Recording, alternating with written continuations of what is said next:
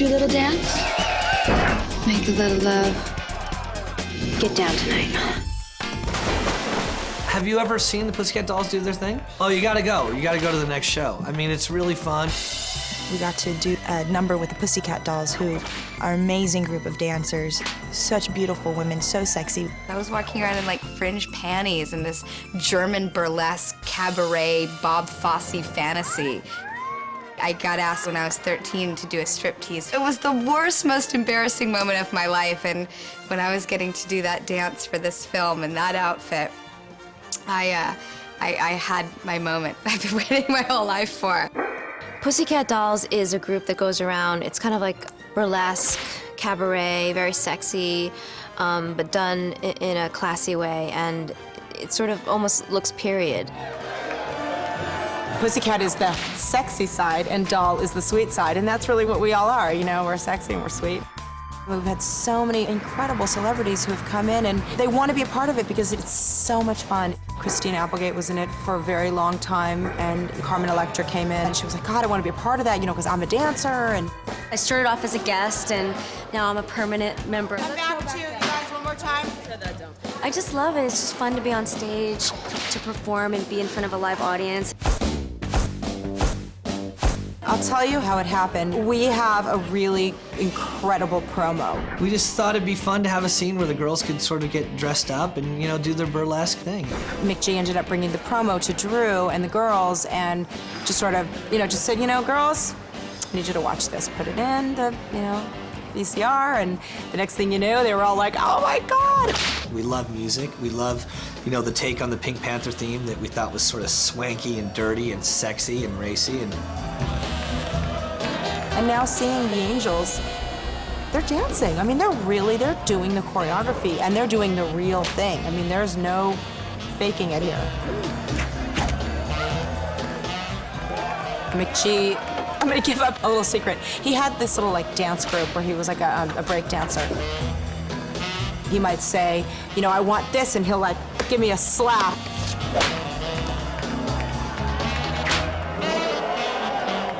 It was so much fun, the opportunity to dress and dance and be that girl for that moment. I mean, I'm a dork, you know? I do that by myself when I'm at home in the mirror where it's safe and I can do things that I, you know, would never do in front of other people, and yet there I am, not only doing it in front of hundreds of people, but immortalizing it on celluloid. McG is definitely a fan of wanting to push the envelope and be as hot as possible and be as, you know, different and get creative with just being sexy.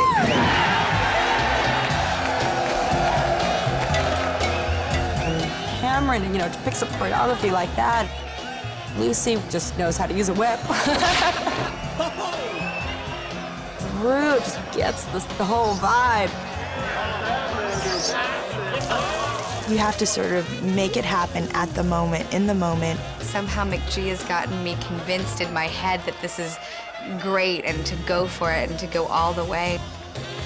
And this choreography, I'm like, okay, now if I was ever asked to do it, I know what to do. So it's seduction with music and no words, which is great.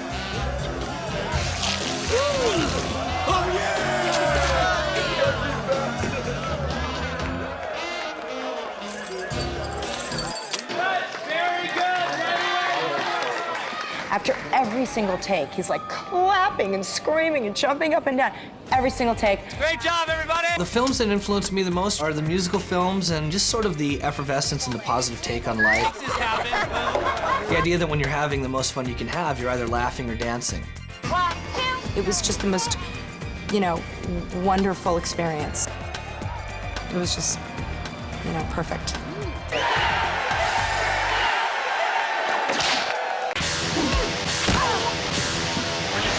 Bring it on, bitch.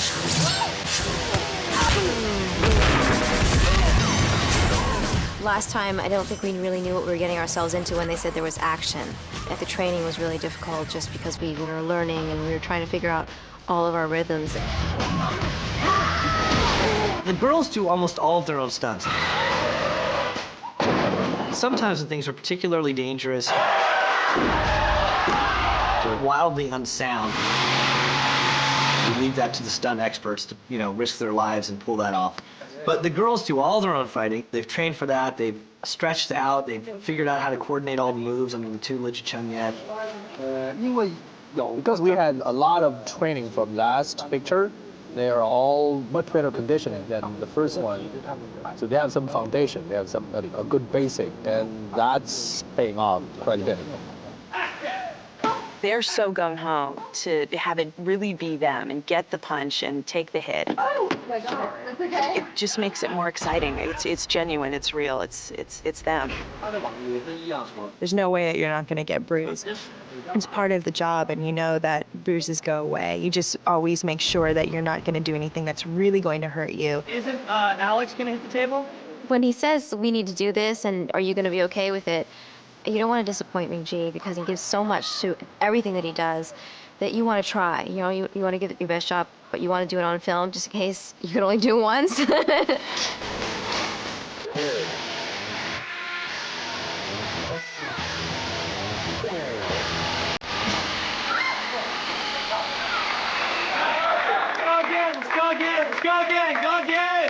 you, great but very impressive move nonetheless. Yeah! And if it doesn't, they edit it. That's the great thing about movies, you edit.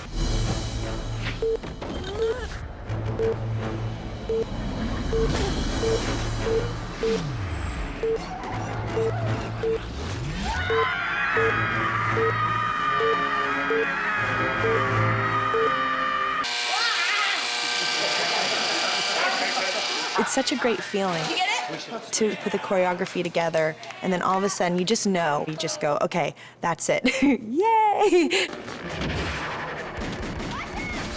As anyone who's seen the first movie knows, there's a particular stylistic element to the way Chun-Yan choreographs the pieces.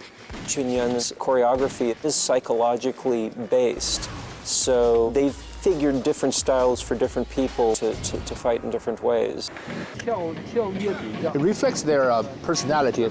Cameron has very good explosive power, like she bounces, jumps very high, and then Lucy is very flexible and also quite strong. And Drew got a very strong willpower and lots of power.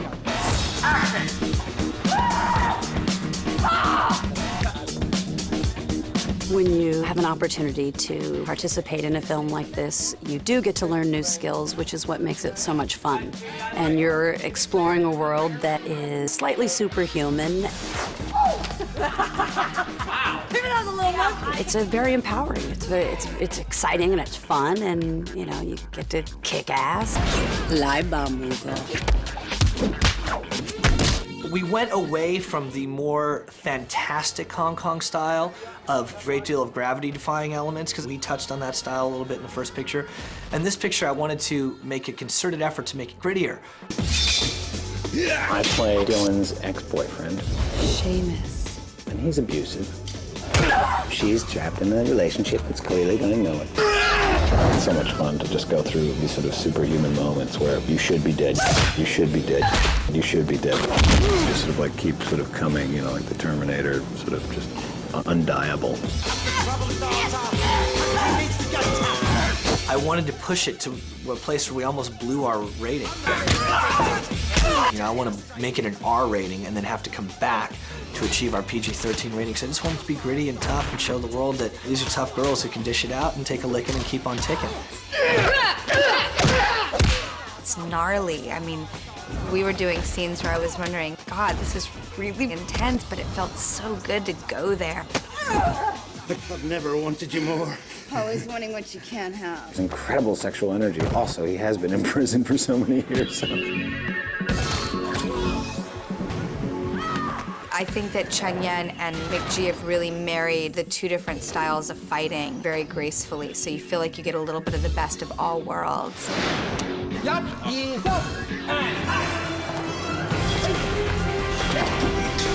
Chun-Yan looks for a certain commitment and a quality. Cut! Yeah! And in truth, you want to do your best for him, and we're not martial artists, we're actors, and you know, we're faking it at our best. You get to pretend, you get to act. We get to act like we know what we're doing. And that's the Angels. McGee's always like, the Angels can do anything, anytime, anyhow. It doesn't matter, they can do it. Whatever it takes, whatever it takes.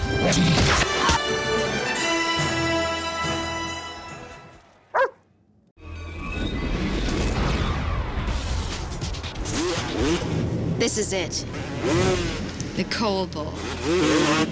Let's get dirty. Our intention on the second take of Charlie's Angels is just to make it much more tough and have a lot more sort of decidedly traditional male energy.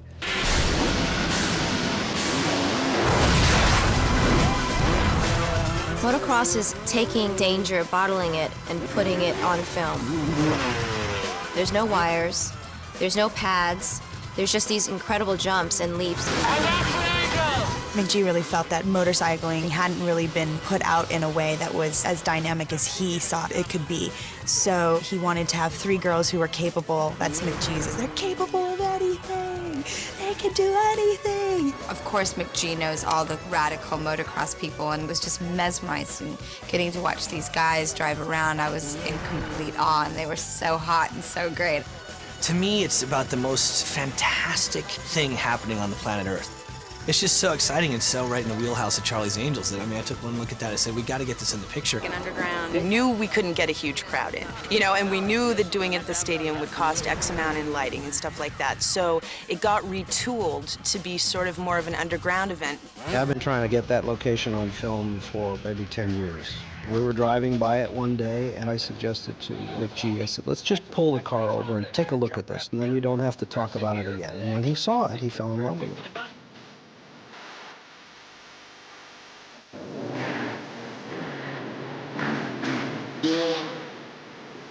I wanted to create, you know, a very stark, dangerous backdrop. And so we created a 360-degree stadium made of coal. So all you would get is a composition of blue sky, black as coal, and then these animatronic, freaky come-to-life athletes that would get 100 feet of air and just lose their minds and do flips and land it and crash.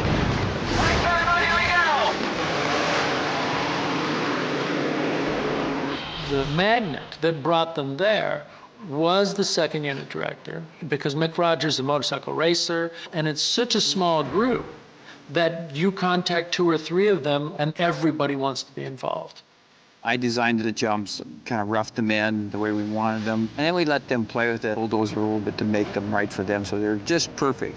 Action on the bike! Oh man, solid as usual. They got some of the best riders in the world. They've all either won championships or won races, and you know, they're all big names on the supercross and freestyle circuit. Freestyle is just big jumps. We want all the heights we can get and all the hang time and all the stall out. You kind of just slowly stall in and drop in where racers are trying to skip over things and get going fast. There are no girls at that level in the professional sport. So we went and picked guys that were the right shape and size, and also with the right professional attitude. They are going to put me in a wig underneath the helmet. Biggest thing they said, they want to cover up my tattoos because it's pretty tight, lycra fitting suit. It's not something I would wear personally, but since it's for Cameron Diaz, I guess I'll do it. Amazingly, they looked exactly like us. I don't know how they pulled that off. It's scary. His butt does look nice in those pants. Yeah, I wasn't too excited about these boobs and the wig. Hey, don't let this kid tell you any lies. Got a call from McGee. He said that we'd love to have you out here for a cameo shot. And then I'm also stunt doubling as Cameron Diaz doing the backflip. I know Mike, I've known him for a long, long time, and I have seen him do the backflip, and it's amazing. Riding a motorcycle like this that weighs as much as it does, and the motor doing what it does, for him to do that high in the air, it's just absolutely incredible. When I was racing in the 80s, it wasn't even thought of. We just always thought that the gyro effect was never going to happen on a motorcycle with the RPM of the engine, and it's really amazing to see. Stand by for picture. Most people look at somebody do a backflip on a 225-pound bike and they're just like, that's not supposed to happen.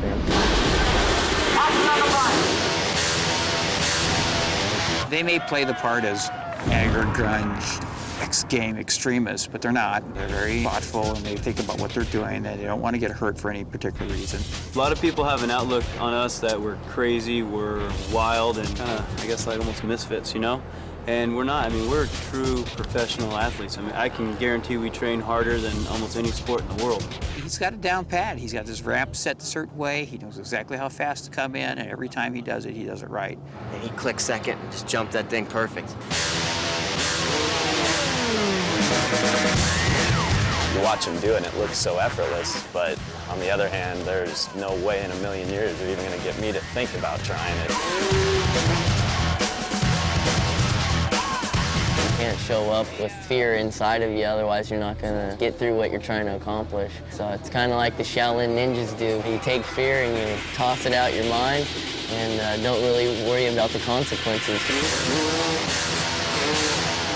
There's Supermans, there's cliffhangers, there's Indian Air. They have all these different names for this. It's just wild. I've raced since '70, and it still amazes me, you know, just to watch. I know exactly what they're doing, but it still puts me in kind of awe about it. D-camera playing back.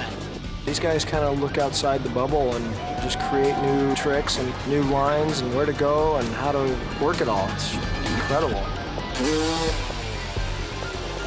It's pretty cool to watch the reaction on their faces when we get done doing a big trick and they just go, wow. There's a lot of technical skills on a motorcycle. You got your throttle, your brake, back brake, clutch. So it's a lot to learn. Just take baby steps and expect to visit the hospital 1 or 2 times. It's always the landings that can bite you. You come up a little bit short, you can flip over the bars. You come up too far sideways, it'll throw you high side, we call it. Unfortunately, all of us have had our fair share of broken bones and surgeries and injuries because of stuff like that. Stand by for picture. Start him up, guys. Action on the bike. Rich Taylor is a camera bike operator. He's the most talented guy who understood the implications of what we wanted him to do, and that was to put 30 pounds of gack on a motocross bike and then jump it across these 75-foot gaps. This is actually a special mount that they built. It's an aluminum mount to hold a camera, and basically I can follow the riders around and do the jumps, and it just gives the directors a much different angle than anybody else could ever get.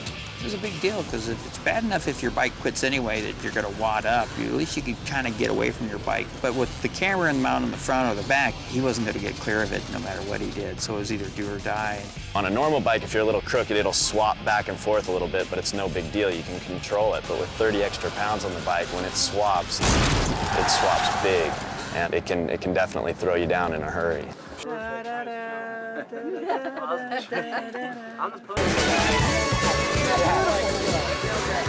Suicide. The girls wanted to meet the guys as much as the guys wanted to meet the girls. So I called them all and said, hey, I'm bringing the girls to Anaheim. None of them believed me until they saw them on the floor. And when I got out here, I asked Cameron and Drew, do you mind taking a minute? I want to meet them. I want their autograph. And it was great. I mean, the girls were up on top of the hill taking pictures of all my guys. I do get a kick out of seeing such beautiful creatures as Cameron, Drew, and Lucy doing well in such rough environments. You know what I mean? I really, really like that, you know, where you do get banged up and bruised and dirty and burned by the tailpipe on your calf. And I think it's exciting to see these ladies who then turn around and clean up and go into a Townsend agency sequence where they're exercising their comedic skills with Bernie Mac, coming right off a scene where they were, you know, flying around the motocross track.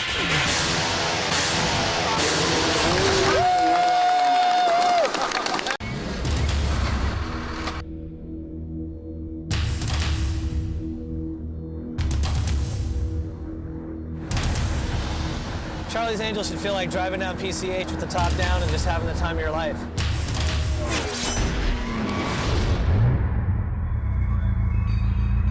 If the movie's gonna be called Full Throttle, I wanted to have a lot of, you know, combustible engine vehicles reflected in the show.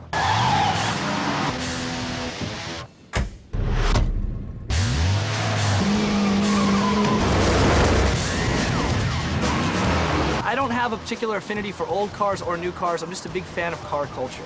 You know, and for that matter, of motorcycles. I love dirt bikes. You know, we built these bikes especially for the girls. This is Dylan's bike, you know, because we wanted to get more of a gold energy out of Dylan, and we had, you know, Suzuki hook up with us and make everything we could do to approximate sort of a factory works bike by, you know, bringing in the correct exhaust, the right suspension, everything we could possibly do. We wanted to give it a monochromatic color scheme to work with Dylan, so it would be easy to identify, hey, that's Dylan in the center of that race. Same thing over here with Natalie. You know, Natalie's sort of like this, like, almost Metropolis-esque character in like this like silver robot suit when she gets in the race. We wanted to really create a lot of separation from all the different characters zipping around this racetrack. Let's look over here. This is Lucy Lou's bike, her character Alex. We always liked the purple idea, and just the idea of creating bikes that didn't exist in any other colors that are natural to the color scheme of the bike makers. For example, Hondas are traditionally red, Suzuki is traditionally yellow, Kawasaki traditionally green. I think full frame on the Silver Horse, boom. I'm just a big Ferrari fan. I love 360 Modena Spiders, I love the 575 Barchettas, I like 550s. I know in Bad Boys 2, I think they use is it a 550 in Bad Boys 2? And 575. Giacomo, why don't you come over? This is my friend Giacomo. How are you, Giacomo? Good to see you, my man. Good to see you. He helped us out, so you know, he's a big car hotshot here in Los Angeles, and obviously you have Italian, you know, love and origin. Truly Italian. But here, you know, we wanted a guy who really knew what he was talking about in respect to Ferraris and just helping us sort of bridge the gap between our physical production and what we wanted to do. And I wanted to take advantage of having an Enzo, which is the state-of-the-art. Was that 2003? Yeah. He wanted the hottest, fastest, newest, coolest car in the world, and you know, through the help of Ferrari, we were able to put one on a plane, fly it from Italy. Was air freight over here for you even before it was shown to the public, you know? It came with a technician. It came with a translator for the tech. It was its first appearance in public, I think. It left us and was flown to France, to Paris, to go in the Paris Auto Show and be unveiled for the public. Yeah. Well, I got a big kick out of that because I remember telling Giacomo, look, here's the bottom line. The first time this car touched soil in North America, Demi Moore was walking toward it in a black bikini, you know, no shoes, no nothing. She opens the door, which is, you know, an incredible door design. She gets in, and I wish I could approximate her physique, but, you know, the first person to get in this car in North America was Demi Moore in a black bikini. It's just kind of a cool thing. Cut! Kiss it. Oh, baby. Thank you. All right. It's all made of carbon fiber. It's all carbon fiber. It's very limited production. It's all sold out. It's 660 horsepower, 0 to 60 in 3.15.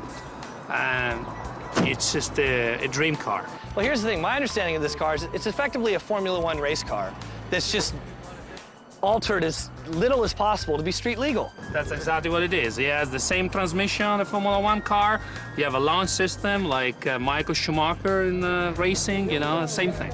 Roll sound, please! I did get to drive it, and I had to pull out at the beach parking lot without going over the speed bump, so I didn't tear the whole bottom end of the car. Make sure it's in drive. Oh, it's in drive. Thank you. Ready and action!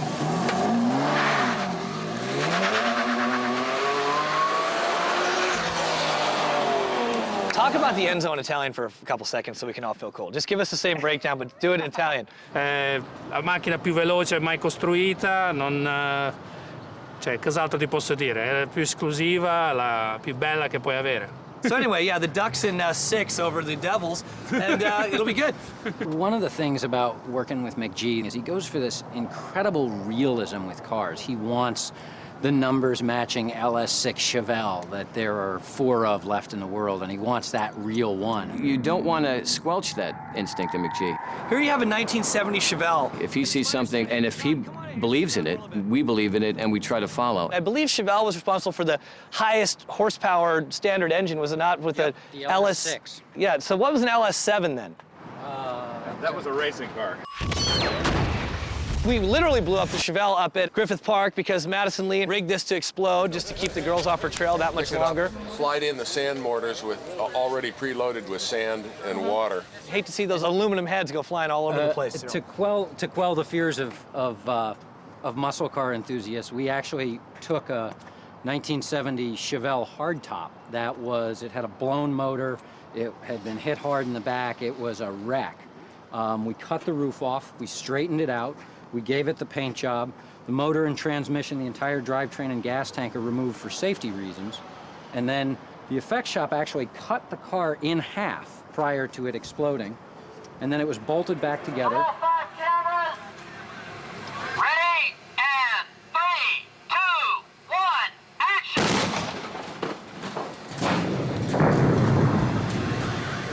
We gave the Emmers character, who's an assassin who works for Madison Lee, we gave him a 67 Pontiac GTO. It's a very powerful car, very cool car, nicknamed a GOAT. You know, it's made by Pontiac. I forget where does the surfboard whack it? Somewhere back there, right? No, the surfboard whacks it right here in this little window vent right here. The girls are extremely thin, but even knowing that, we had to jack this up a little bit so they could slide underneath and perform a scene and shoot it underneath. And action, please. And 67 was the year that the HO engine, the high output engine, went into the GOAT. And this is a special edition, which the main reason is that hood tack there is what sets it apart. That is a nice ride.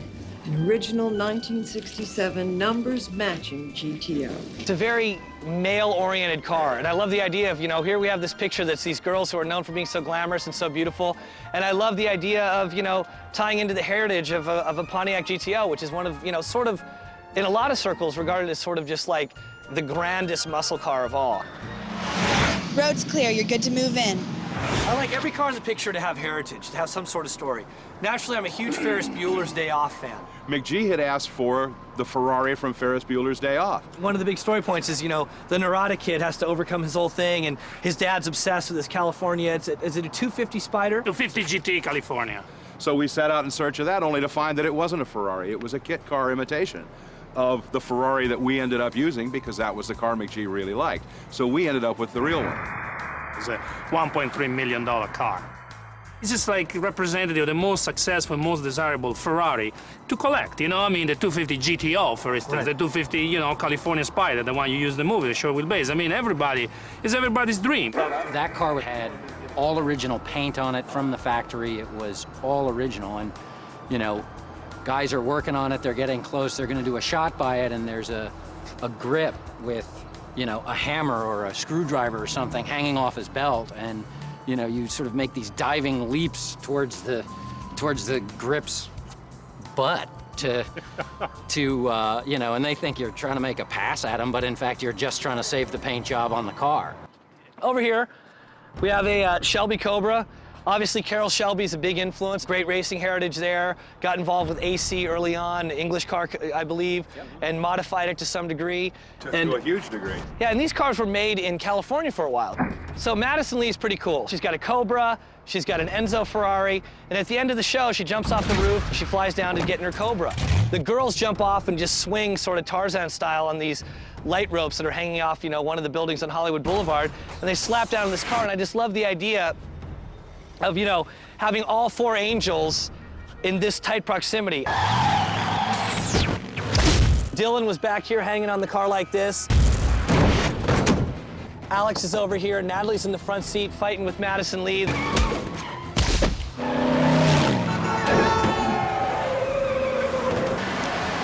We took advantage of the Mick rig, which is a very special car rig. Oh my God,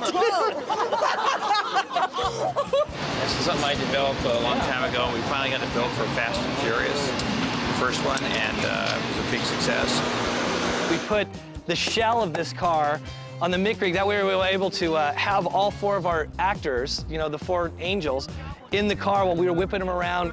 Really take what the centrifugal force is doing, all of you guys, and go further with it. The 2 girls were wired on the back, so they couldn't fall off, even if they let. Well, what did we do? We like drilled in here, and that's how we kept it safe. And we wired them. They're pinned on by their belt loops almost, right here and there. And they were buckled in. They couldn't have gotten out if they wanted to. Are you strapped in there, McG? But this thing was literally sliding sideways down the street.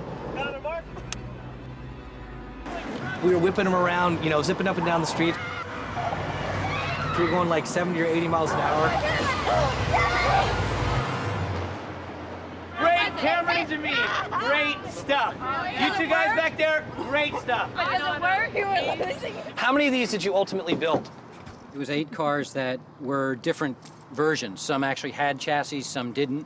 There was one that was mounted on a giant gimbal rotisserie. Yeah, so I mean, one of these cars is built specifically to mount onto this giant gimbal and rotate, and it gets a green screen. We got this car in a hydraulic rotator. Basically, there's a couple of really big bearings there with a shaft going right through the middle of the car. And then on the back side over here, we've got a hydraulic, this thing right up here is a hydraulic gear motor. And what this does is it spins the car.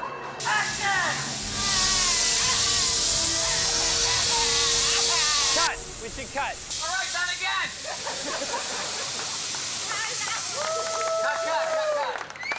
It all comes together, and you know, it all feels like one car, and the girls hauling oats down Hollywood Boulevard and getting in a big wreck and busting through the walls of the LA theater.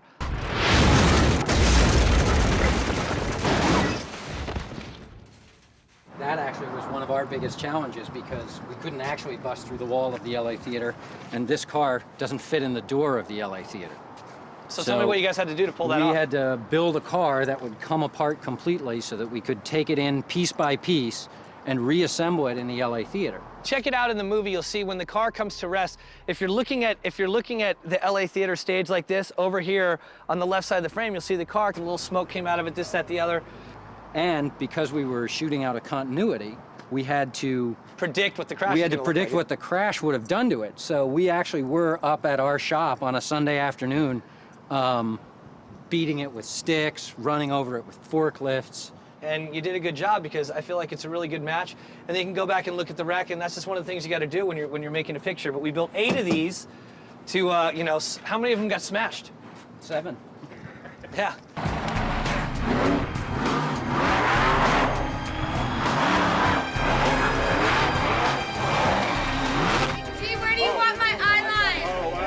The idea of Dylan, Drew's character, it's like, what was she doing before she became an angel? And it's, you know, we have her as a wrestler, and we saw her smoking in the boys' room in the first one, and we know she was briefly involved in the police academy from the first one.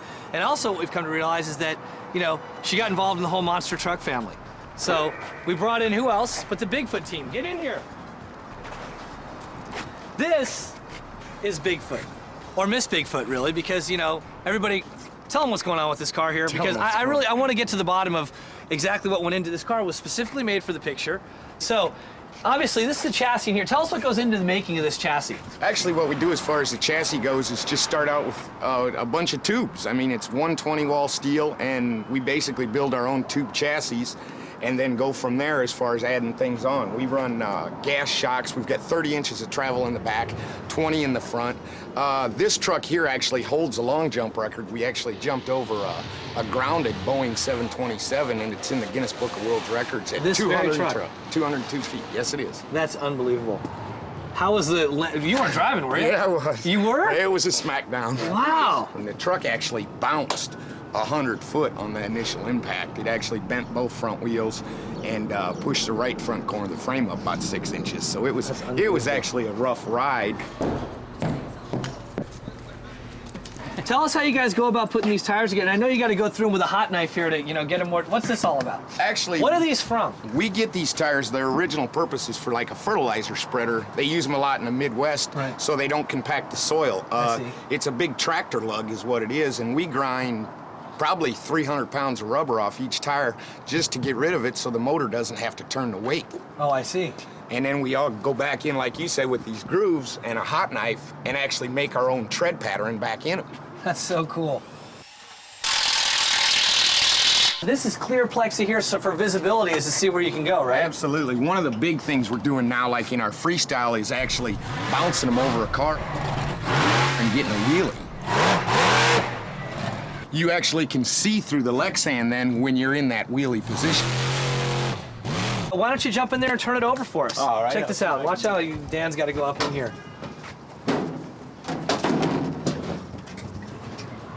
And here we go. It's got quite a sound to it.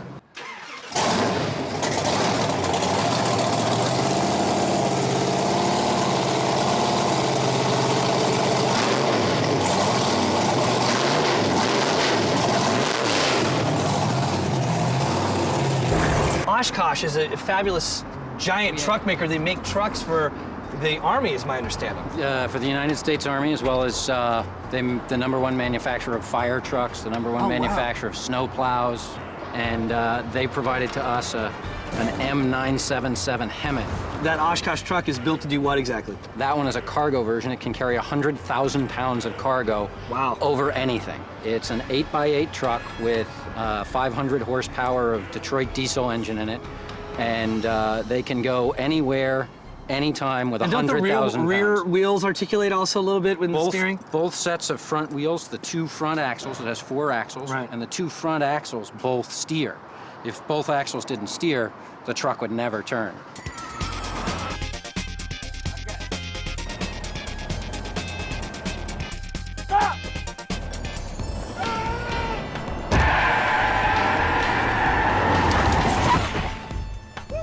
All right, and cut. Very, very good. Thank you so much. Cut that.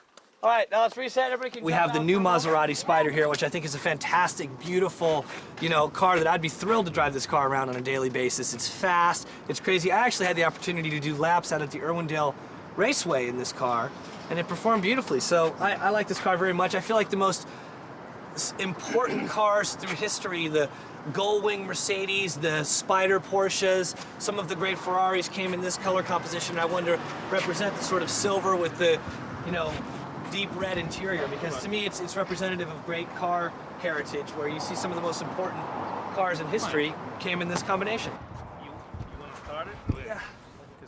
Let's try to capture some of the California spirit that we try to put in the film, so people from all over the planet can enjoy what it feels like to be, living here with Southern California girls and Charlie's Angels. So that said, here we go. See ya.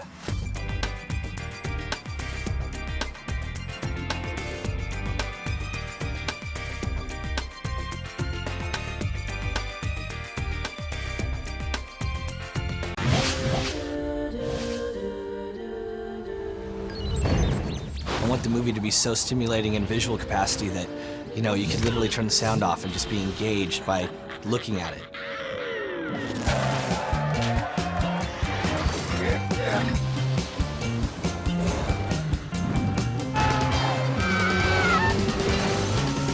We go where we like, we got overtime, we get paid to rattle our chain. I think everything to him is specific. It's the microcosm of it all. It's the moments that make the whole picture. He's a walking sort of collective unconscious of mainstream pop ideas. It's so fluid, he can jump from the 70s to the 30s to the 50s and back into the present, all in the space of a few seconds.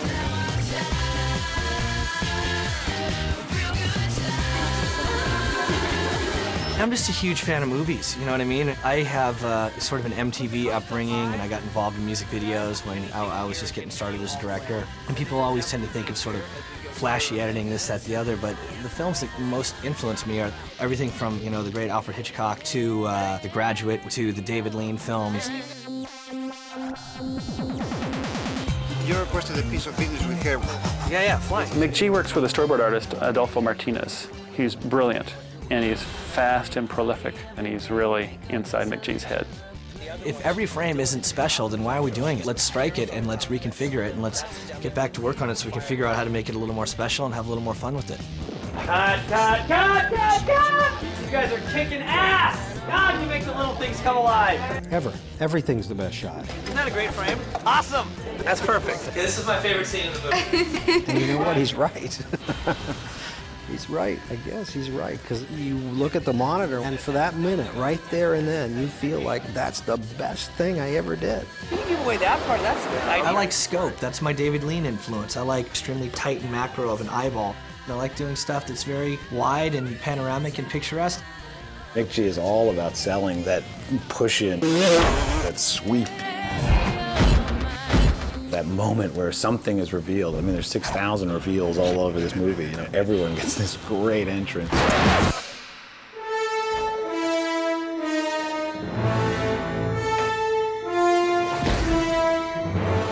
What the director of photography does is he helps you feel the menace of a person. What's the rush, Helen? When we first see Seamus in the ship's hull scene, most of the light is coming from the top. We've only been here 5 minutes. Justin Theroux had done this incredible job of working out, and he had a washboard rib cage. You know I always like it with the light on. Photography is very important to me. I was a still photographer growing up. I worked very closely with Russell Carpenter. We take so much pride on a shot-by-shot basis. Yeah.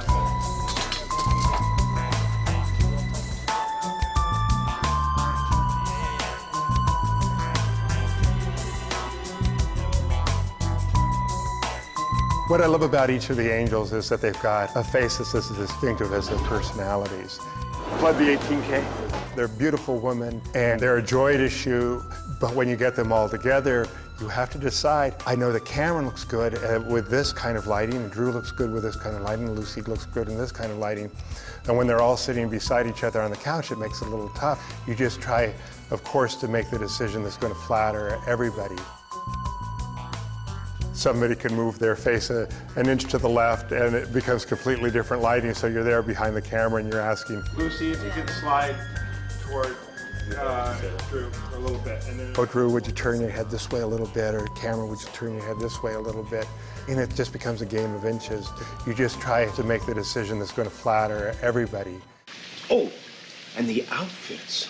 Oh, boy. One of the challenges in the designing of the clothes this time around was to give it a fresh look and still be faithful to what we call sort of the essence of angels.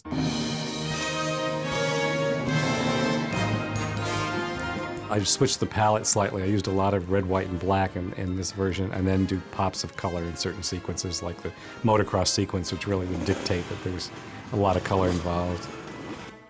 I took what the sport offers, and in terms of our angels, tried to do the angel version of it, and we sculpted breastplates that are used actually as protection in the sport, but I gave them a definite feminine twist and try to heighten the reality of it. Every day you get to come in and we have a different wig, a different look. For most movies, you really can't do that. I mean, you'd have to make it more realistic, and for this one, it doesn't really matter that you're running and jumping off of a cliff and you've got high heels on, or stilettos. And cut! Charlie's Angels has always been designed to be, you know, one of our mantras is a love letter to the city of Los Angeles. So we're always trying to take advantage of, you know, historically significant locations. McG, who spent several years doing commercials at kind of the pop locations around town, so there was kind of a whole idea of what they wanted to use. Every location has to matter. Everything has to be a landmark. Everything has to have historical significance in the interest of bringing some historical weight to Los Angeles. Pictures up. Go ahead, Chris. Take them out.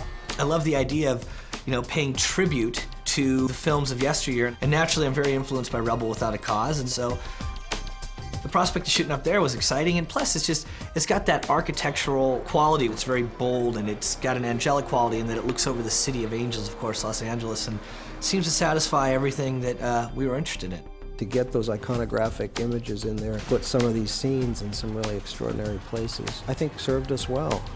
It's tough to find, but if you dig a little deeper, you find the LA Theater, you find the great Latin residences, you find extraordinary beaches that feel like only the west coast of North America. We very rarely go to the same place twice, and, you know, it's constantly moving. What's the Faye Dunaway? No, what's the Faye Dunaway? McG really pulls from all sorts of resources, and then again, putting a totally contemporary spin on it. I mean, it goes through his brain and comes out the other one as something very fresh. Action!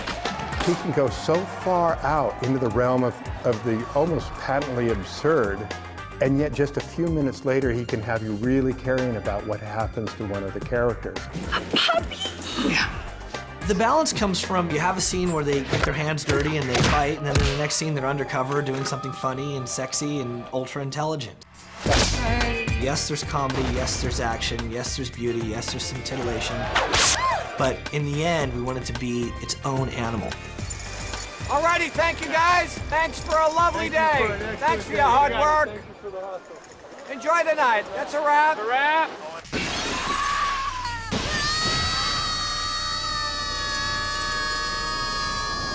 McG kept talking about the opening of this picture, and it was very big and very ambitious.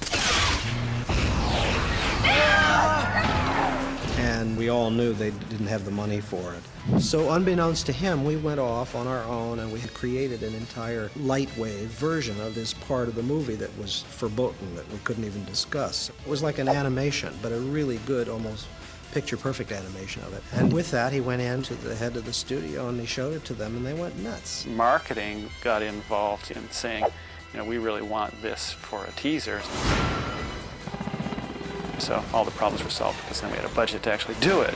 After that, our next job was to build this giant dam that's in Siberia or Mongolia or Nepal or wherever we designed. And we had to take an existing structure in Los Angeles and turn it into this dam. The scale of it was huge, but we managed to work in conjunction with Mark Stetson, you know, our excellent visual effects supervisor, and create a thing that looked like you were in Mongolia. You almost always start a process like that in storyboards. Keyframe illustrations and storyboards are still probably the fastest way to develop a sequence. McG works with a storyboard artist, Adolfo Martinez. He's brilliant, and he's fast and prolific. And he's worked with McG on a number of projects, and he's really inside McG's head. Adolfo started out storyboarding the project.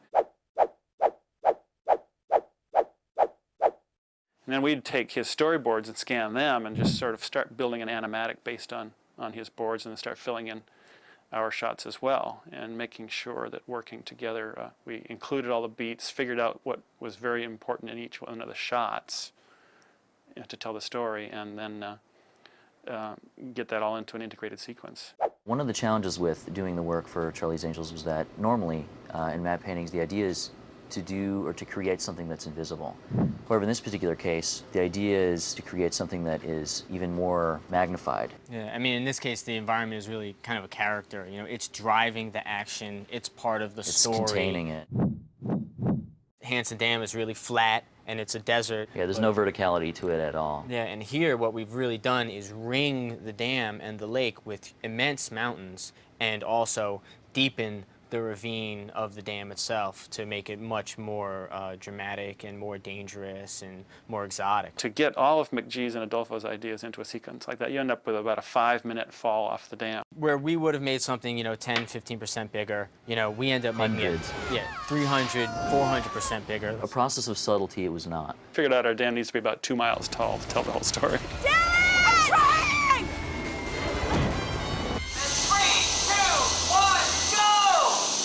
Individual girls flying towards the camera were separate motion control elements where the crane would actually work in reverse so that we didn't have a camera flying towards the girls, putting them in jeopardy, spinning against a green screen. And those were later tracked into this big shot, roughly matching the position of the previs characters. It was really an artistic endeavor to make this stuff come together. That's always the challenge, making that stuff look photoreal. The first time I had a meeting with McG, he said, I want to have a relationship with you in which if I say to you that I want to land a 747 on the 405 freeway during rush hour, that you will look at me and go, I'll make a few phone calls on that. Thank you, background going nuts!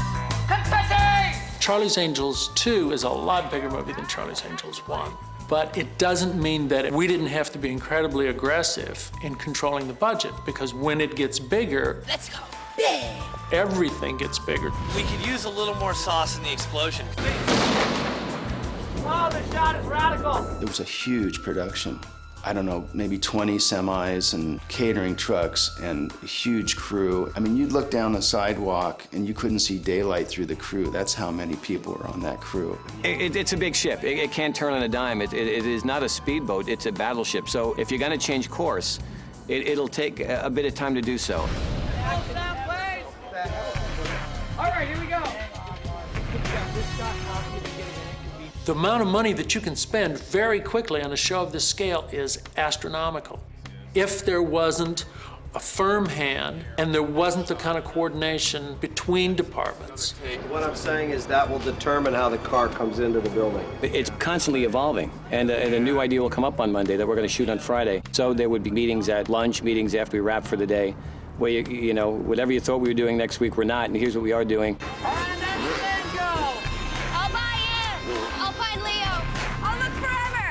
Every film, especially an action film, it's a different beast each time. You kind of break it up in pre-production into smaller parts so that they don't seem as intimidating. Scheduling Charlie's Angels is like multidimensional tic-tac-toe. If you make a change in one direction, it will definitely affect something over here that you may not immediately realize is going to be a problem.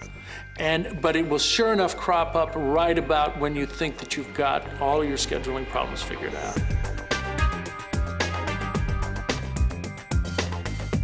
It's a puzzle that has no actual solution. There's thousands of solutions, so sometimes it falls into its own place. Locations become available only on certain days. Actors are only available on certain days. Lucy Liu's not going to come back from the movie that she's on with Quentin Tarantino in enough time to be able to shoot the scene that we probably would like to start with. Demi had her obligations. She was appearing on a sitcom at the time, and she had some prior commitments before getting on board.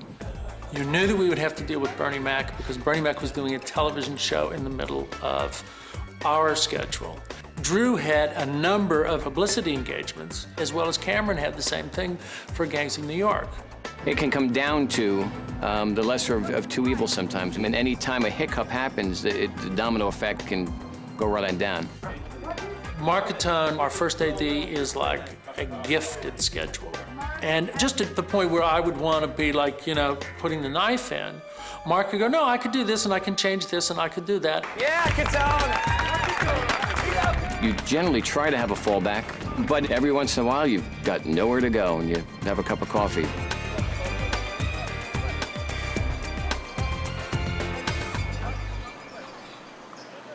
Once upon a time, there were three very different little girls. What we call the triptych sequences, which are the opening sequences, which are essentially the same as you had in the original television show. Everyone tended to just sort of be very casual about how difficult they were going to be. And I sensed pretty early on that they were going to take a lot of time. Each day was going to be a special effort. It's a constant fight to keep those in the movie. If you're breaking down the movie financially, you know, you've got to spread out the money, and it seems like you don't want to put an inordinate amount of money into something that's going to flash by. But each of those pieces is as important to the mix as any major action sequence. On the very first day of principal photography, we had the girls run away from the cars as they blew up. And then we had Drew on the hood of the car going over a bridge in downtown. So all of these things, particularly when you're trying to get a lot of work done in a short period of time, you've got to plan it really well. And there's almost always some stunt component in these things. Let's roll sound, please! The one thing that you become concerned about is safety.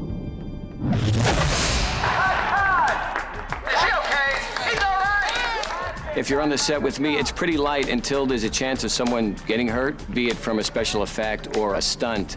If there's a chance someone's gonna get hurt, you generally go into a more serious mode.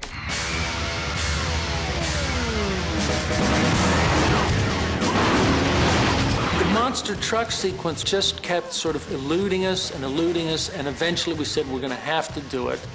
We had the people from Bigfoot, it's like a mom and pop kind of company. They were so excited to be in the movie. And when we got the monster truck out there, everybody looked at each other like this and went, wow, this is huge.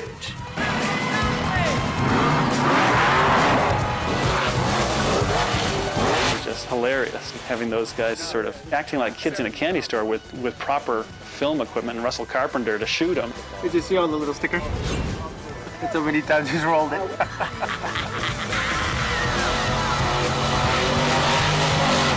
The camera guys got real dirty when, you know, the truck was doing donuts and spraying dirt all over everybody, and, you know, we had to clean a few cameras off a little more thoroughly than usual, but we had a great time. And just before sundown, we ran inside to shoot the birthing of a calf, which was a little bit of a gear change. Okay.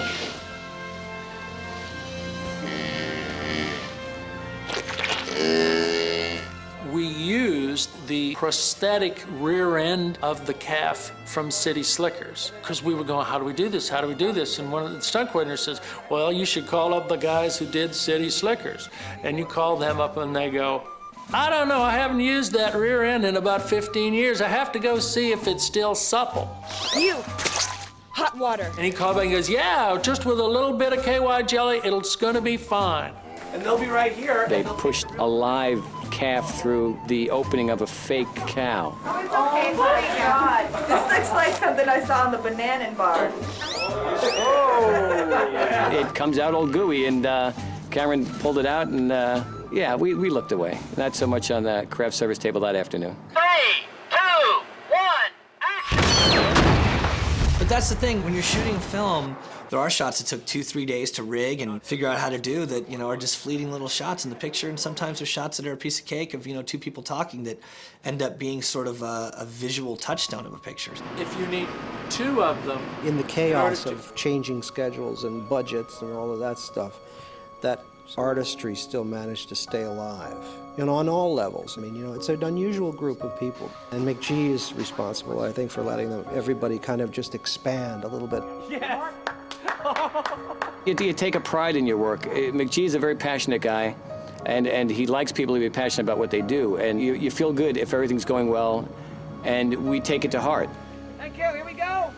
Roll sound, please. There's a lot of satisfaction in which we're going to end up with a movie that's going to live longer than any of us will.